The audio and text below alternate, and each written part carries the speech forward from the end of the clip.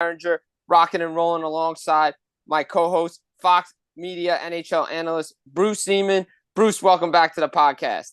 Jimmy, thank you for having me on the show again. Love being part of this with you. And two interactions talking about hockey in one day. This morning we were on WVTK here in Vermont, and glad to be with you again. Yeah, well, this morning on WVTK, we had a lot to talk about, but now we even got more to talk about, considering what happened this afternoon. Yeah. Early, late morning with Shane Pinto and the Ottawa Senators. Holy cow, what a plot twist in that sequence. For those that didn't hear, see, listen, we're under a rock. Shane Pinto's been suspended 41 games for sports gambling, per the NHL memo that they released. He did not wager on any games in the NHL. However, his account through third-party bettor, which is a betting partner of the NHL, flagged him. And this investigation has been going on in the summer. We're going to have a guest come on in about 4 minutes to discuss this. Dave Pagnotta of the Fourth Period is going to give us more insight on this. Yeah, that is absolutely a huge story, and remains to be seen where this winds up. Let me ask you this. Do you think he appeals this? No, he already stated he's not going to appeal it, and he is taking responsibility for all his actions. He's sorry that he let his team, his family, and everybody down. Yeah, and there's some stuff that came across a few minutes ago. It says that the Ottawa Senators have rescinded all previous offers, and Pinto may have to sign his qualifying offer to begin serving the suspension. So that's a big story. And also, to add to that, from my understanding, is that his suspension started game 1 of the season. So he's already served 6 games of this 41-game suspension. It's retroactive to game 1 of the season. So he is similar to what we see in other leagues, where if there's off-the-field incidents and they're not signed to a contract, the suspension starts. The key is going to be December 1st because he's not a Group 2 RFA, which Dave can get more into. He can't get a qualifying offer or an offer sheet. He has to sign his qualifying offer. So since he doesn't get an offer sheet, come December 1st, he can sign and then play the rest of the year. So it's a very, very interesting situation in Ottawa. Not the kind of news people in Ottawa wanted. I think they wanted more of a contract, not this kind of news. No, but it's also important that we mention here, and this is important. The league's investigation found no evidence that Pinto made any wagers on NHL games, and the NHL right now considers the matter closed. Yeah, it's very, very crazy to think that, what happened. I guess it started in the summer, and coincidentally enough, or oddly enough, he left to go back to Long Island right before the season started. So put 2 and 2 together. You can connect the dots all you want. This is very, very interesting situation in Ottawa, what's going on, because, we've seen other leagues now take action against guys that bet on sports, right? Like you see in the NFL, the NBA, obviously with Tim Donaghy, the referee. Like you don't want to put the integrity of your sport in jeopardy. But on the flip side of this, the NHL and all these sports are in bed with all these gaming partners. So it's kind of a double-edged sword here. No, it absolutely is. I mean, and when you have sponsors with, some of the big from some of the big companies that do that and everything, there's always like that gray area. I mean, as with everything else, Jim, I think we'll see more on this come out in the next couple of days. Yeah, Bruce, it's a very interesting topic. I mean, I know Pinto was looking for a bridge deal, $2.5 million he wanted. They were trying to move him around. Ottawa, Pierre Dorion, we've documented on the podcast numerous times about how they were looking to move maybe a Matthew Joseph, a Dominic Kubalik, a Brandstrom to open up this money. And they still kind of actually have to open up some money to get him signed. They're still up against the cap. Yeah, and again, just, one of the things that we mentioned from time to time on the show is that we don't really know what's going on in the room. And so there was a lot of other pieces to this that we just found out about. Yeah, and I know, like, talking with some people trying to get things settled in, you almost wonder if Ottawa kind of knew this in the summer. But Tarasenko was signed so early in July that you almost wonder if things kind of happened around then, because you start connecting all the dots and you start putting the puzzle pieces together. you have to wonder what actually was going on with these negotiations and if Dorian knew something. I think he probably did. I think they were probably tipped off somehow, whether officially or unofficially, so they could plan. I mean, something like this is a big story. And I think they probably had some inkling. And, earlier in some of our other shows, we were talking about maybe it was on the Senators for not doing this. Well, maybe there's a reason that they didn't.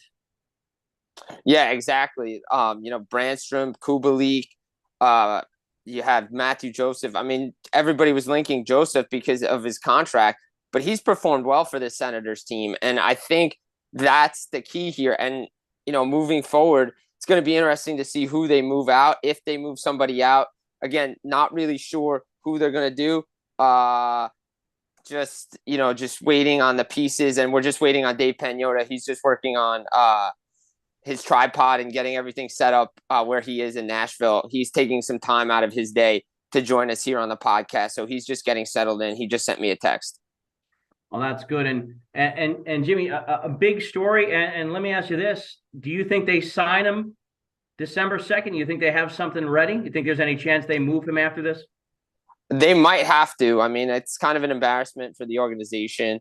Unless everybody, maybe he goes through some rehabilitation, maybe some pieces come together, with does he go to rehab? Does he take the necessary steps to promote, hey, don't do this, don't be like me kind of thing, and he stays within the Ottawa community? I mean, he is a big piece to their future, though. I mean, guy scored 20 goals last year, and you don't know how healthy Josh Norris' shoulders really is. I mean, he's playing really well right now, and good on him. And the Sens are playing good, but they've had a couple of setbacks here. I would think they want to get this guy in to the team and keep him around. Yeah, I would think so too. But I think if we're being honest, I think a lot of what the Senators do going forward is going to depend on what it comes out, because it always seems, right, like the stuff comes out from these investigations, and we'll see. Yeah, exactly. We will see. But Ottawa, the nation's capital of Canada, not really happy with this news today. Again, like I said, they kind of really wanted a contract for this kid. They really wanted him in. And Dave Pagnotta of the fourth period is joining us right now live from Nashville. He'll be on in a few seconds here, talking more about the Ottawa Senators and the Shane Pinto situation. And it's going to be a pleasure to have him on. Yeah, we look forward to having Dave on. He has some of the technical issues that I have from time to time. But it is a big story. Let me just throw this out there. Does it matter what he bet on when that comes out? Does that bother you at all? It's going to be interesting to find out what he bet on if it does come out, if it does come out. I'm curious because it was the summer. So we know it's not the NHL. So what is it? Baseball? Did he start betting on football, putting futures in? Again, it's to speculate would be a bad thing, but obviously, you can't. So just again, waiting for Dave to join us here on the podcast, which is great to have him take his time out of his schedule, his busy schedule, where he is down in Nashville, to take care of everything. And I appreciate him getting back to me and getting on this. Good guy. Met him in person down at the draft, so been in contact with him, and he's such a good guy. And like I said, the Senators, nation's capital, again, not really a good thing. No, I think Dave's with us though now. Is he? Is he here? He's at the bottom there. There he is. I'm good to go. Hey Dave, buddy, how are you? Good, boys. How's it going? Pretty excellent. Good. Dave Pagnotta of the fourth period. Shocking news out of Ottawa today. Yeah, this one came out of left field, and they did a pretty good job in keeping it quiet, considering the investigation picked up over the last couple of weeks. I don't know why the Senators in their release said they just found out about it yesterday, but they didn't, unless the suspension was basically levied yesterday, and that's what they were referring to. But yeah, I just heard you guys talking like you're right. Not on the NHL. This occurred over a different period, but it sounds like, trying to read the tea leaves here, that he was providing information to third-party sites. So I'm not sure exactly what type of information that was, but it clearly kind of whether it's, I don't know, guys training or how they're doing or something. I have no idea.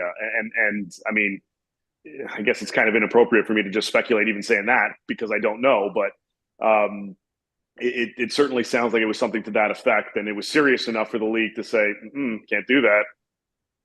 Yeah, definitely for sure. Do you know the timeline of when this started? I said summer, but do we actually know? Could have gone back further than that? I've got to imagine it does, because it's not just an isolated incident. Like this is clearly something that the league investigated and that seemed to have been a bit ongoing. So whether it was, hypothetically speaking, providing intel from what he's hearing in the league or from other on his own team or what have you, that would definitely be a no-fly zone. So whatever it was, as I said, it was serious enough for the league to say no, not a chance, not something you can pull off. And the league was tipped off by one of their partners that word of this was kind of getting out among those companies. So clearly serious enough for them to, because they have their own, like those types of companies, whatever it may be, all the big gambling sites and sports books. I mean, they have to make sure that they're doing things the right way as well, because it could have legal impacts on their end if they were to ignore something like this. So they had to get to the bottom of it, and unfortunately for Shane, he got caught, and it seems like just something stupid he was doing. But this is going to cost them some money. Big time money, considering he's an RFA and was looking for a new deal. And as I was reading on Fourth Period, and you guys were doing great work, it was somewhere around 2.5 million on his new deal that he was looking for, correct? Yep.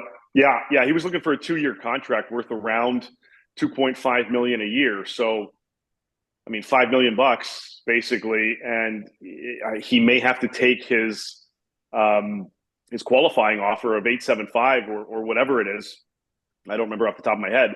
And that's going to be obviously prorated, so he's only going to get half of that this season. So whenever he does kind of sign, which I've got to imagine is going to be right after his suspension or around when his suspension is up, which is I think the middle or end of January. Dave, let me ask you a question. Do you think that there's any chance that they move him because of this? It might escalate things from that regard. I mean, look, I think from a talent perspective, teams may be licking their chops going, okay, well, the price might drop here, so we may take advantage of this, not necessarily for this season, but for next. Because, I mean, he may be, like I said, he's likely eligible to come back middle of end of January, but he's going to have to train. He's going to have to get ready by NHL standards. So, I mean, for him to be impactful middle of February at best in terms of when he can be an impact type player on a consistent basis, and even that might be a stretch. But if he accepts the QO, he's going to be an RFA again next summer, and they're going to have to revisit these talks all over again. And hopefully, from their perspective, they don't put themselves in cap hell with the cap going up, and we're likely to see some changes probably off the ice in Ottawa too in the summer. So it's tricky. But if I'm another team, I'm definitely approaching the Sens now to get the ball rolling for down the road to say, hey, this guy put your team in a bad situation. Why don't you send them over to our team and we'll straighten them out. Yeah, I know one team I know that they were negotiating with, as you guys written, was the Flyers, but that was more for Matthew Joseph. And do the Sens still have to move somebody out still, correct? To sign him? Yeah, not right now. Yeah, to sign him, I mean, unless there's an injury and they get to benefit from LTIR, eventually they're going to have to move out some money because the full cap hit is still going to be effective. So they're going to have to clear out like 800,000, give or take, because I think they're just under it right now, under 100K. So they're going to have to create some wiggle room at that point if he does stick with the team. I mean, he may sign, and I think he'll still be waiver exempt. I think he'll still be eligible to be sent down. So that might also give them some flexibility. I'm not 100% on that one. But if he is, then they have more flexibility there. But if they want him in the lineup, they're going to have to create the space. Yeah, definitely. That makes sense for sure. I mean, Pierre Dorion put himself in cap purgatory here this offseason with all the moves that he made, especially with the DeBrincat trade, keeping Kubalik's money, which was kind of weird. not have Yeah. Detroit retain any money, and then the Tarasenko signing. I mean, look, Tarasenko and Joseph have played well for this team, but is there a possibility maybe Kubalik's the guy that goes out? It could be. I mean, this gives them more flexibility in terms of not just delaying a roster move, but giving them a better sense of who fits this season. And, it could be sending them on waivers and then benefiting from the 1.3 or what have you type of deal that could free them up. So if I'm the Sens, I'm taking my time here now because you can see who really clicks in your lineup. And who knows? There may be an opportunity that presents itself in a few weeks or a couple months when January rolls around. Another team may say, "Hey, we need to do something. What do you think of this?" And it may work for the Sens. Yeah, that definitely makes sense. Bruce, you have any other questions for Dave? No, I just wanted to say we haven't had a chance to talk before, Dave. But I love all the work that you do, and it's I'm honored to chat with you on the podcast. No, I appreciate it, and great to officially meet you, I guess, and to be on with you guys. And thanks for having me. Yeah, Dave, it's a pleasure. Thank you again for reaching out. I reached out to you and you got back to me and get on here, here on the Full Press NHL podcast. Dave Pagnotta, the fourth period here on the Full Press NHL podcast. You mentioned something before I let you get out of here. You mentioned something about off-season changes potentially in Ottawa. Does that involve Dorian and or DJ Smith? I think it will. I think. Well, first of all, DJ Smith is this is the last year of his contract, and there were 4 coaches going into this season that were on expiring deals. Todd McClellan, he agreed to his deal in I think July. It didn't come out until we had it reported it at the start of the season. Jerseys and Jersey's coach, all this stuff behind you. Lindy had his deal, so his extension is locked in. Roddy Brindamore and DJ Smith are left. And some believe that it's a formality for Rod in Carolina. They better get their acts together, though. So we'll see. But, I mean, if he wants to stay, they just got to make the money work. But with DJ, I think this is the last year that he'll be the coach of the Ottawa Senators. And unless barring some magical run here, I think this might be Pierre's last go at it as well as GM. So I think he kind of knows that. But I mean, these guys aren't going to start making moves or making decisions to screw the team over just because it's their last year. They're going to want to, impress potential future employers down the road. So, but I do expect that we're going to see some off-ice changes both at the managerial level and behind the bench in Ottawa next summer. But right now, all the focus is on getting this team to a playoff berth. And they're off to a decent start, you would say.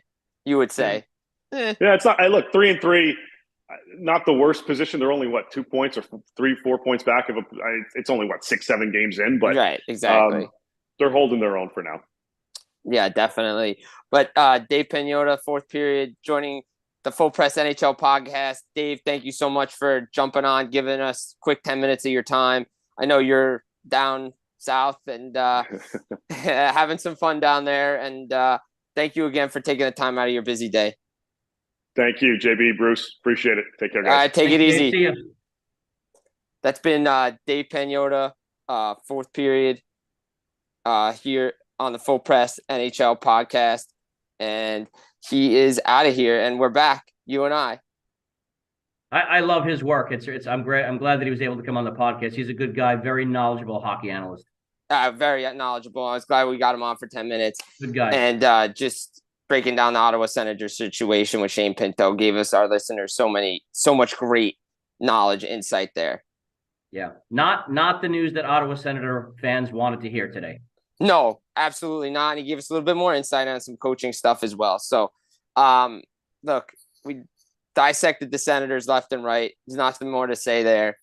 We got to go to some of the topics around the NHL.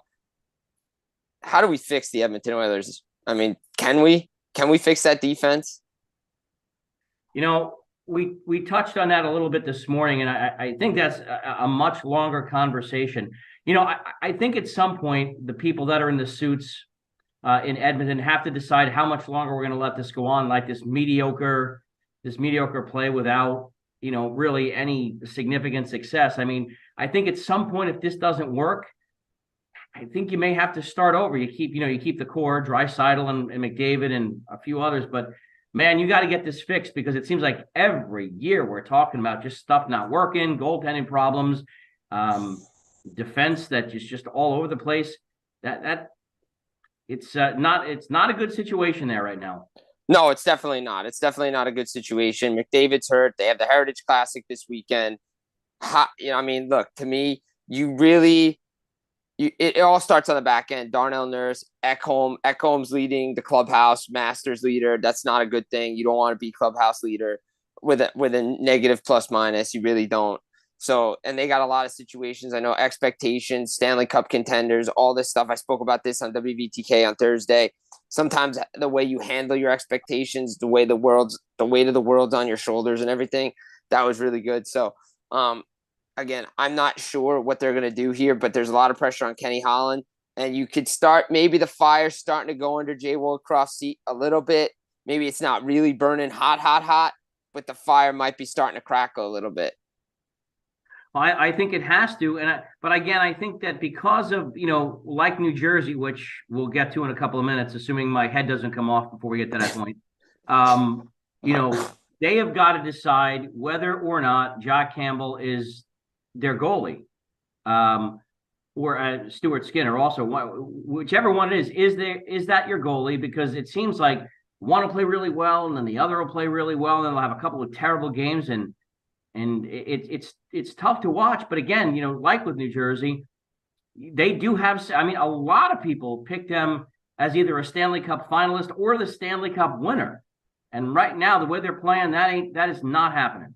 No, it's definitely not happening. And they're off to a poor start. I mean, look, they can beat up on Nashville all they want. That's like the one team they can beat. But look, there were little signs against Minnesota that their defense was coming together. But again, when they needed it most, to save, they didn't get a save. They couldn't get the save. The big save wasn't there for them. And now you just can't rely on a power play. You have to score even strength, and I think they're starting to do that. So hopefully for the Oilers, they can turn some things around, because they're going to have to, because that Pacific Division is tough. You have LA. They're figuring it out. Calgary's there. Vegas is still the class of that division. And, we speak about Vegas and Colorado, two of the three unbeaten teams. Obviously, the Bruins are another one. But Colorado and Vegas, they look like they potentially could be on a collision course for a Western Conference final. Yeah, absolutely. I mean, Vegas is 7-0, Colorado 6-0, and over in the Eastern Conference, the Bruins 6-0. We were 6-0. We were talking about this morning.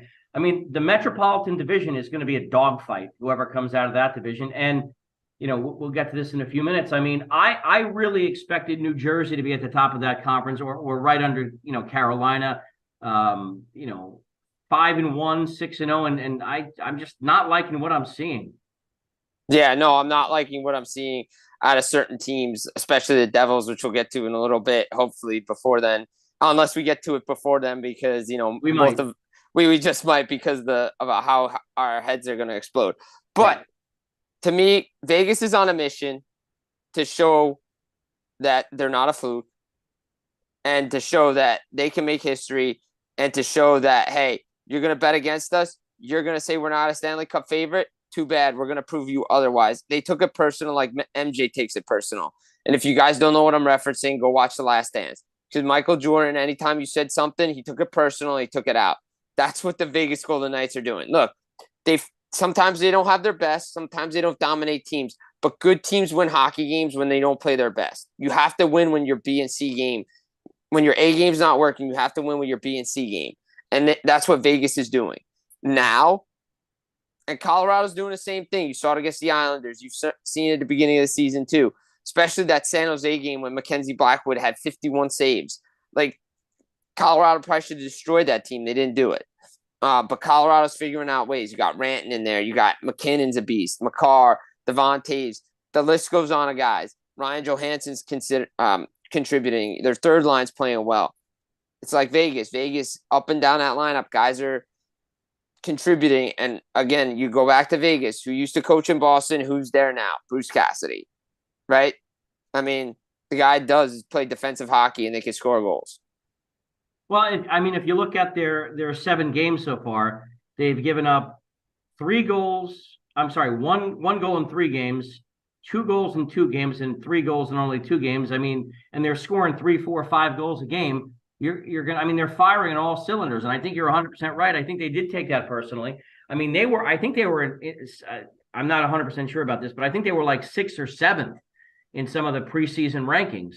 And a lot of the teams that were above them are not doing as well. I mean, so you're 100% right. I mean, the way they're going, I mean, Bruce Cassidy is a great coach. He brought them a Stanley Cup, and now he's got them off to a 7-0 start. You can't really ask for anything else. No, you can't ask for anything else. Really good, just a really good start for Vegas.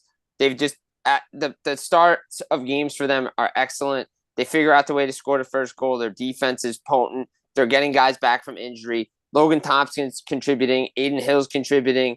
This team is coached really well. Again, they only lost one guy, Riley Smith, in Colorado. Again, they're still looking for that second-line center. They're hoping Johansson could be that. But to me, those are the 2 best teams right now in the Western Conference, potentially the NHL, because, we know Boston is doing what they're doing. But here we go again. Vegas, Colorado, same teams. Well, again, and if you look at Vegas, Jim, I mean, Aiden Hill and Logan Thompson, 7-0. They've given up 13 goals in 7 games, and they've both got a save percentage north of, .934 or 933, excuse me. I mean, you're going to win a lot of hockey games when you're giving up less than 2 goals a game, which is not something the team that you and I follow is doing in the Eastern Conference. No, that's not what the New Jersey Devils are doing at all. At all. Their defense is not good. It was not good against Washington. But I want to get to Joseph Wall and the Leafs and Nikita Zadorov's comments and the hit.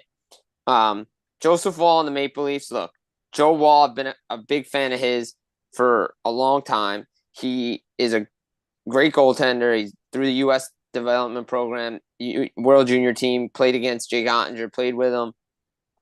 It's a competition in Toronto. It's not a controversy. It's a competition between him and Ilya Samsonov. But Joseph Wall gives the Maple Leafs a confidence that they haven't had. They're developing a goaltender for the first time since Felix Potvin, and it's giving this Maple Leafs team life. Again, they've defeated Tampa Bay now 4 straight times, 4 comebacks, if you include the playoffs in overtime. Joseph Wall was a part of this. He's the real deal for Toronto Maple Leafs fans and for that team because they have a goaltender they're finally developing. Well, let's break this down, too. If you look at Samsonov, he's played in 4 games, 2-1. He's got a goals against average of 4.34, okay? And then Wall, 3 games, he's 2-1. His goals against average is under 1.5, 1.44. Not only is the real deal, you got to put the person in net that's going to give you a better chance to win the game. And right now, that is Joseph Wall. Absolutely. You have to go with the guy. He's the reason why the Maple Leafs are in games. Yeah, he didn't have a great game against Chicago, but the entire Leafs team didn't have a great game that day. So what's going to happen? Well, we don't know. Then they go to Samsonov. He doesn't play well. Down in Washington, they were getting outplayed by the Capitals. Coming off that Lightning victory, Joseph Wall was a big reason why. Stopped Ovechkin multiple times, stops Kuznetsov. They get the power play rolling. Matthews scores. Nylander scores. You got Matthew Nyes contributing. You get everybody contributing. And now you see where the Toronto Maple Leafs are. And maybe they could start getting things rolling again for them because they're expected to be up there in the top of the division. I don't know how many people expected Boston to be there. But, again, I think Boston, you could have put Maple Leafs 1-2 with Boston just because of the injuries to the Florida teams.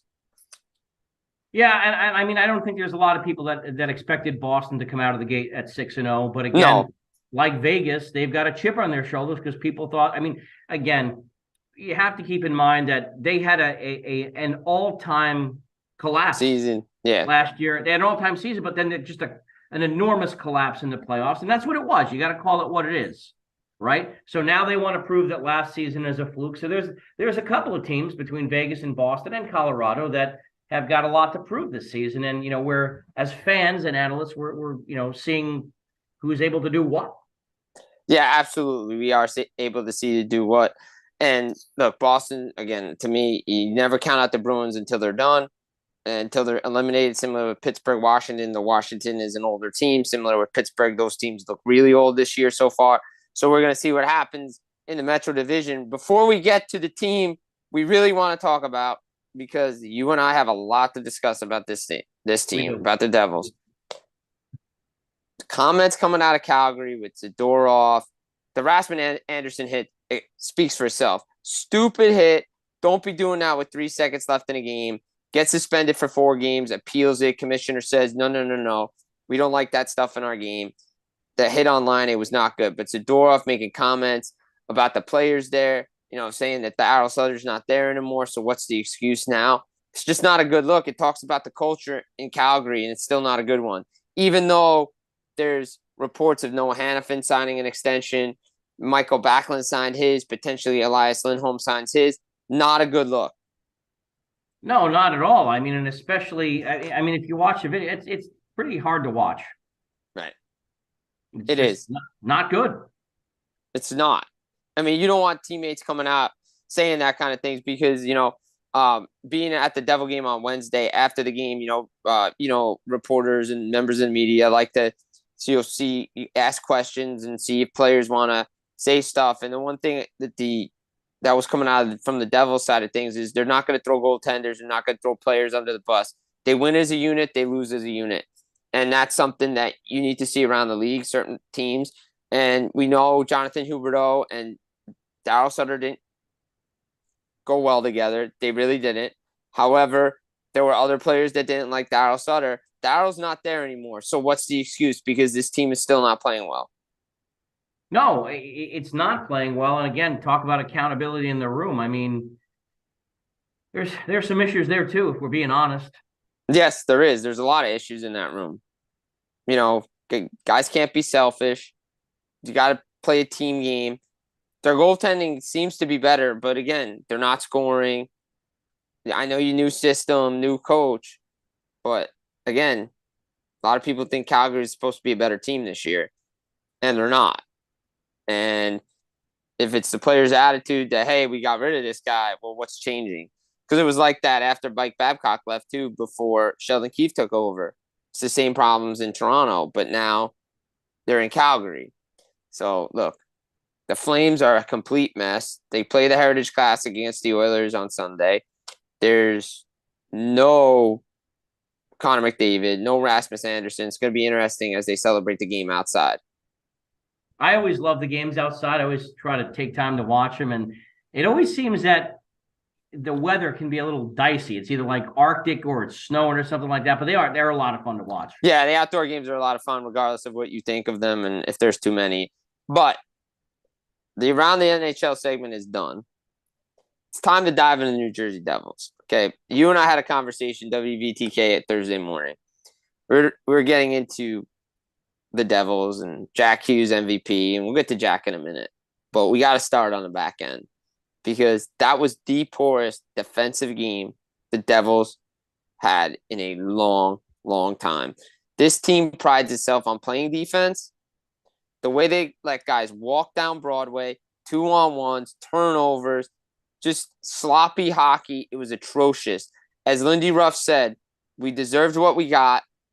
We were a soft team, and they paid the price for it. You can't spot teams 3 goals in the first period and expect to win hockey games.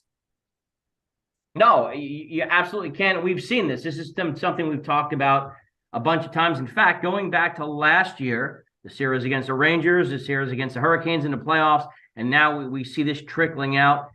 Look, we've talked about a number of things. We've been talking about this all summer.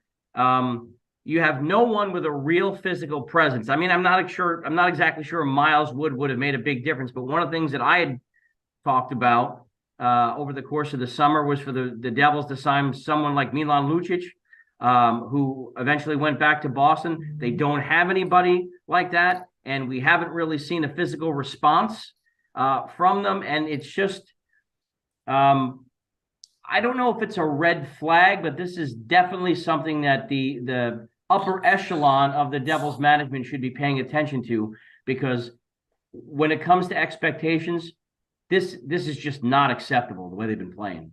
No, not acceptable at all. You 6 straight games giving up the first goal. Like, where's the start? Like, you need to have your legs. You need to come out. They talk about it. Oh, mistakes, bad habits. Got to get rid of bad habits. You're 6 games in. Again, we talk about the expectations in Edmonton. Talk about the expectations in Carolina. The Devils have those expectations, and sometimes you have to learn to play with them. And it's difficult sometimes as a young team. And they're still a young team. But Tom Fitzgerald improves this team so much that the next step is the conference final. Well, the expectations for a lot of these players has been significantly raised. Last year, they kind of surprised folks. Nobody expected them to have a franchise record number of wins and all the other great things that they did. But now you're not going to catch anybody by surprise, and you're not going to be able to give up 3-4 goals and come back from that. I mean, it was a terrible game. I watched the whole thing, and I was just like, are we ever going to play defense? It was like watching pond hockey. It was very poor. They played very, very poor yesterday. I mean, it starts with the team. Look, like I said before, Jonas Siegenthaler and Lindy Ruff were not throwing players under the bus. They were asked about the goaltending. And Ruff said it right here. He said, this is a quote from Lindy Ruff Wednesday night after the game in his press conference. Did you see the number of times they skated through us? Is that our goalie's fault? Started the third period when they skated right through us. Is that our goalie's fault? The next goal when they skated right through us. The disallowed goal when they skated right through us. There are 5 guys in front of our goaltender. We made an unbelievable effort to play good defensive hockey last year. And if we're going to play like this, we're going to make it extremely hard on ourselves. I mean, plain and simple, he didn't go full-on Larry Robinson 2000 Eastern Conference Final, but he got really close. He did, and I'm not really sure what else they need to see. I mean, yeah, I had some people I was talking to today said, yeah, it's only 6 games in, okay, but like you've got, in my opinion, the best player in the world on your team. He's got 17 points in 6 games. Well, the problem is the way they're playing right now, they're going to need to score 10 goals a game. Yeah, and it's not going to win. As I mentioned on the show on Thursday, Vegas plays good defensive hockey, but still averages 3.5 to 4 goals a game. You can do that, but you can't. You still got to play defense in this league. This isn't the 1980s where you win in games 10-8. No, not only that, and I've been beating this drum for, I don't know, you can tell me how many years now, all right? Long time. Long time. Well, you know where I'm going with this. So here's the thing. Yes, I do. We're having goaltending issues and we're having defense issues, okay? At what point is this franchise going to realize that they have one of the greatest defensemen to ever play the game that was a coach that played for them? When on earth are they going to put Scott Stevens on that bench somewhere? Yes. You're doing a disservice to the team. And that's not a knock at any of the coaches that are there now. But like, what are you waiting for? I don't get this. Right, exactly. I don't get it. No, this guy, when he was with New Jersey, he turned this Devils team around. The young players, they understood how to play defense. Even when Larry Robinson was there, he was able to develop Adam Larson. Larson was able to learn from Scott Stevens. You can have a guy like Stevens on your bench, and you can teach him just to play fundamental hockey, fundamental, smart defensive hockey. I was watching a game, replays of the game. Let me tell you something. Poor turnovers at your own blue line, 2-on-1s, guys rushing for no reason, stupid stuff, not necessary. You cannot do that, okay? Not in this league. Too many good players. And let's be honest, for 20 minutes, the Devils made Washington look like the Capitals of who they are. A slow, old, aging team. But for 40 minutes, the Capitals looked amazing. Yeah, they not only looked amazing, but again, I'm also going to get back to the physicality that Scott Stevens brought. There is absolutely no way people would be skating through the crease if he was out there. And listen, I'm not talking about, dirty play. I'm just talking about making people accountable. He would take someone's head off if they did that. He would, absolutely, 100% he would. 100%. And that's what they're missing. That is they what are they're missing. They definitely are missing. You hammered it. Multiple people have hammered it. Guys on TSN on the broadcast on Tuesday night, the Canadians broadcast when Arbor Jack guy was hitting Jack Hughes, hitting the players, the smaller players. Nobody stood up to him. I mean, look at the players that they had, Jim, that they got rid of, or that aren't with the Wayne Simmons, who I loved as a Devil, Brian Boyle, and there are others that I can't think of right now. But I mean, I know Pat Maroon was there as well. Pat Maroon, right? Pat Maroon. But I mean, there's nobody like there that will get in their face. And if you're going to win the Stanley Cup, they need to find someone like that. They do. You need that. Look, Vegas, Barbashev, man. Like all those guys could just hit and be physical in the playoffs. You need bodies like that. You need somebody that can be like that. You mentioned Jack Hughes, and we know their defensive problems. Jack Hughes defensively and without the puck looks so good. Like I know he's got 17 points. Offensively he's gifted. Had 14 points in 5 games, one behind Wayne Gretzky. This kid is the MVP for me right now. I mean, he's got to be in the conversation. Probably should be a finalist at the end of the year. But his play without the puck is so much better than it was. Every time he steps on the ice, he dictates the play. The other team is aware of where he is, which is why, getting back to the physicality, you need someone out there that's going to look out for him. Because heaven forbid he gets hurt or something, or someone crushes him, it's over. Yeah, it's over. So it is over. It's something that and who knows, again, maybe they're working on that now, but we talked about Lucic in the off season. Another player I wouldn't, although I hate watching him because he's on. I mean, I would have loved Tom Wilson on this team, or someone that puts the fear of God in doing that to you. But right now they're kind of soft. They are a soft team, and Lindy Ruff called them soft after the game. He did. He called them soft. He called them a soft team. And let's be honest, that's what they played like on a back-to-back. And there's no excuse of a back-to-back. I'm sorry. There's no excuse. Both teams played. So fatigue and all that stuff, like Lindy said, they played last night too. So it's I know they're sitting in third place, right? Bill Parcells has said the record says your record says what your record says you are. The team's played 5 good periods of hockey and 7 bad periods of hockey. Let's be honest. Again, it's early, but it's still a disappointing start for a team that has high expectations. Look, it's nice that Toffoli's got 6 goals in 3 games. Nico's on the board. Timo Meyer's starting to come together. The offense is starting to click. But it comes back. And the power play with Travis Green. Greener, took some time. He's really got this unit going, and they're scoring 5-on-5 too. But for a team that people had high expectations for, 3-2-1 is not the ideal start. It's not only not the ideal start. I mean, it's raised some, serious red flags. Akira Schmid has more points than Dawson Mercer. Not good. No, not good. But again, in the 6 games, so Jack Hughes has got 17 points, Jesper Bratt has got 10, and Tyler Toffoli has got 9. And then after that, the leading scorer after that, the fourth scorer is Dougie Hamilton with 6. I mean, again, it is early in the season, but there's the issues that this team is having right now are issues that have been known for months. Right. This is not something that just happened. And again, you got to give credit where credit is due. Tom Fitzgerald did an amazing job filling lots of holes. I love the Toffoli signing. I like, the fact that he was able to keep some of the other players. But again, if you look at this team, there's no physicality, and they've got to figure out this goaltending situation, because whatever they're doing now, it's not working. And there was something that they needed to address. Yeah, it was. They needed to address that. And listen, I'm not, pounding on Tom Fitzgerald, because to kind of switch gears for a second, my goodness, the deal that they signed Jack Hughes for, 8 times 8. My God, that may be one of the greatest signings in league history. If you want to go back to, we can talk about it.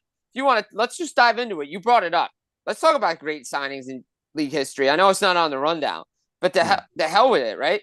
Right. Hughes 8 times 8. What about David Pasternak's deal before he just signed this one? That one's up there. Nathan McKinnon's deal before he got paid. That's a great deal.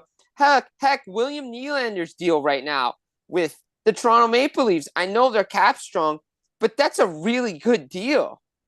There's a lot of been really good deals. Devon Taves comes out. Jake Sanderson's going to have a great deal. Nico Heischer's deal is really good too.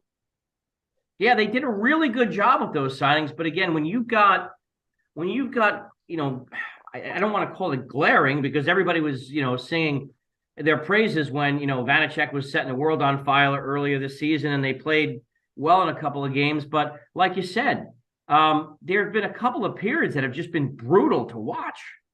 Very brutal. And like things didn't, it's like they reverted back to the team of old, like of 2 years ago. And I got to say this here, and this is going to be the fan in me, but it also is an analyst as well. Brendan Smith cannot be paired with Luke Hughes. I'm sorry. That just cannot happen. Yeah.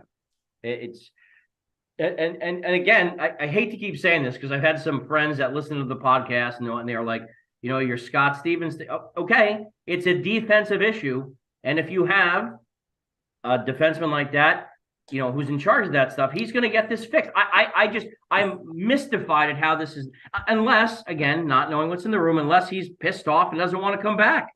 Okay, so take Stevens out of the equation. Would you be happy with a guy like if Bryce Salvador came on the staff? No, I wouldn't. I know he points out a lot of good things on MSG. He really does. Like, I really love his work as an analyst. If he can't get Stevens, maybe he can fix some things, but they have to fix the structure. And you got to fix the pairings. And look, I know Luke's a young player. And he's going to make mistakes. But I go back to Ottawa, Erik Karlsson. They had Mark Mathot. You go back to Subban when he was in Montreal. He had Andre Markov, or down in Nashville, he had a Ryan Ellis. You need a defensive defenseman, and I'll make the Devils reference. The two guys next to me, Danico was paired with Niedermeyer. It makes sense. Well, here's the thing, Jim.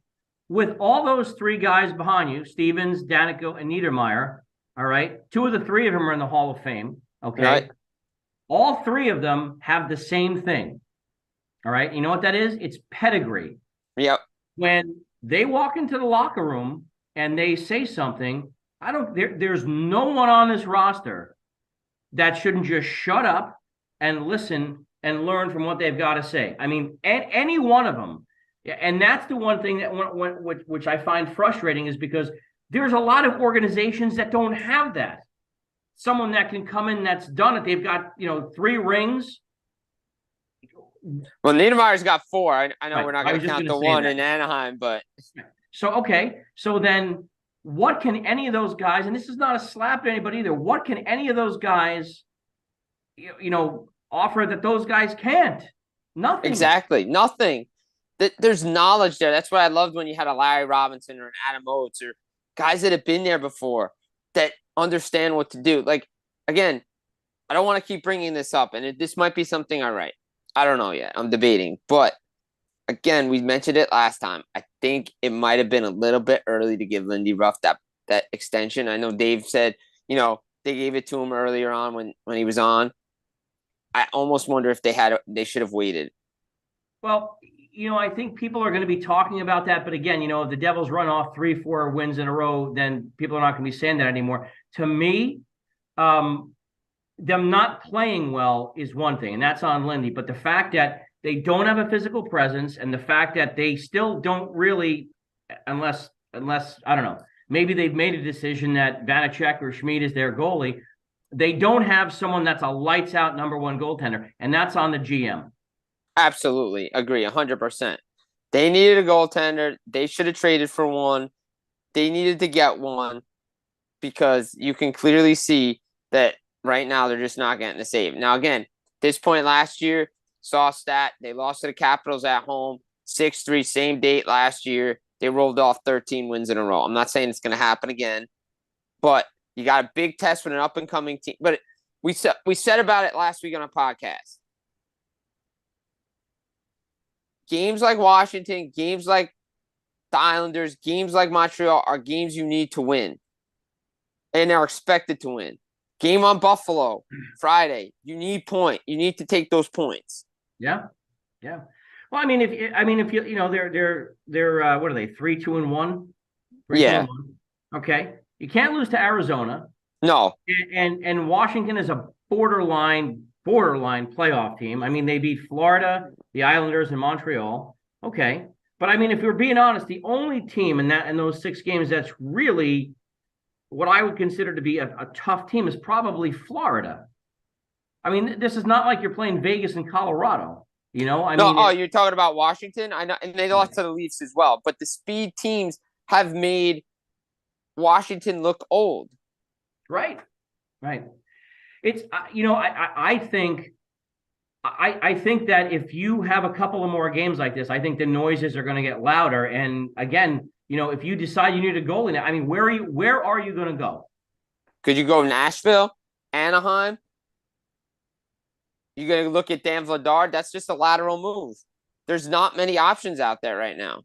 Well, and you got to remember, there's other teams that are in the mix too. I mean, look at Tampa Bay; they're still trying to figure out what they're going to do.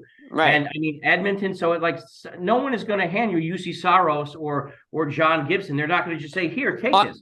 Unless the only other guy that potentially could help you, and it's if he wants to waive his no trade clause, is Marc-Andre Fleury in Minnesota. If the Wild think Jesper Wallsted's ready to come up. Yeah, I mean, in terms of... And I don't think they're going to do it. No, I don't think so either. But just remember, the Devils still have Keith Kincaid in the minors, I believe, somewhere. And, I mean, after what I've seen in the past couple of games, why not give the guy a shot? I mean, look, he took you to the playoffs in 2018. He did, and they're a much better team now than they were then. Exactly. And, look, I've always had a soft spot for Kincaid. He's a friend of mine. I never liked when people ragged on him. Same with Corey Schneider. They were just friends of mine that I just would like to, always like to see them do good. And I'm glad retired and, he's off in the sunset and doing what he's doing. He was in a tough spot anyway. I mean, Oh, yeah. That team wasn't any good. They wasted his prime years. Like, look, the trade itself, I'd still go back and make that trade. I would. But they didn't do anything to improve the team around them. No, and if we're really being honest, I mean, I think you have to be when you talk about the guy, all right? You could have had Jesus come in to play net. No, I'm serious. You could have had Jesus you are. Come in after Martin Brodeur. There's no one that's going to live up to those expectations. No one. Nobody, because he played 70 games. He won Vezina trophies. He won Stanley Cups. He went to 5 finals. He was a legend, and it's always hard to follow a legend in any sport. Well, and again, I happen to be of the opinion that he's the greatest goalie that's ever played the game. I'll second that. I think he's the greatest goalie that's ever played the game. So there is no one that's gonna, unless you come in and run off 3-4 cups in a row. You're not even. I mean, so what are you setting yourself? And that's one thing I will say. Like, if I was Corey, I would have been looking at, and I know he wanted a chance to play and a chance to do his own thing getting out of Vancouver. But me personally, as much as I love New Jersey, I would have looked at that and I would have said pass. Yeah. Because there's no way that ends well. I just think at the time he didn't have a no trade clause in his contract, and he could have got, and anybody could have gone. So they made the deal, and it was a last ditch effort by Lyle Morel to save his job in 2013. And people can prove me wrong and tell me otherwise. That's what I believe, and I've been told by multiple people that it was correct. So, before we wrap this up, so we had a great show today. Great guest, Dave Pagnotta in the 4th period. So glad of him to stop by and take time out of his schedule. Just want to get your thoughts on the Frozen Frenzy that happened Tuesday night on ESPN, going around all 32 teams, 16 games. Did you get a chance to see that? What were your thoughts? I saw parts of it. I thought it was awesome. I really thought it was awesome. I enjoyed it a great deal. I enjoyed it too. You flip around, you can see different games. The only beef I have with it is it's got to be commercial free. Right. Yes. I don't want commercials in it. I want to stay with the action. I don't like that part of it. Also, I think they need to do this, not just when all the teams play, but do it on a Saturday night after college football season is over. Put it on a Saturday night when you have games pretty much all day on Saturday, and you do that.